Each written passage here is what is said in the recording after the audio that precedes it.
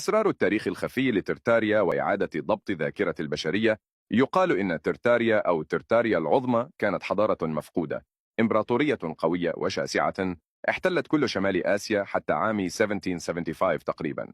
كانت بمثابة نظام عالمي قديم يعرف بأنه أعظم دولة في العالم، وامتدت من أراضي بحر قزوين وجبال الأورال حتى سواحل المحيط الهادي.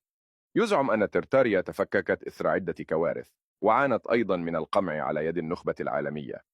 واحدة من هذه الكوارث كانت فيضان طيني ضخم ومشؤوم وغامض.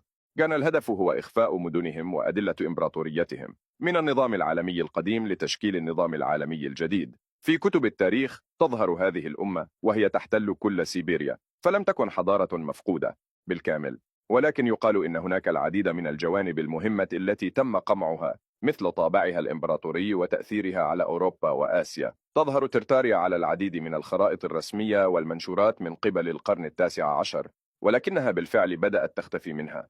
وفقا لباحثين جدد، كانت هذه الأمة أيضا متقدمة للغاية، فريدة، مع تكنولوجيا نظيفة ومجانية.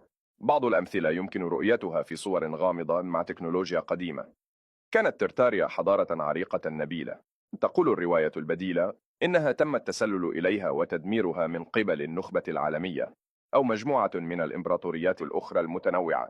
الأسباب كانت الطموح لاستيعاب أراضيها الواسعة ولسرقة وإدارة المعرفة العلمية والتكنولوجية التي احتوتها.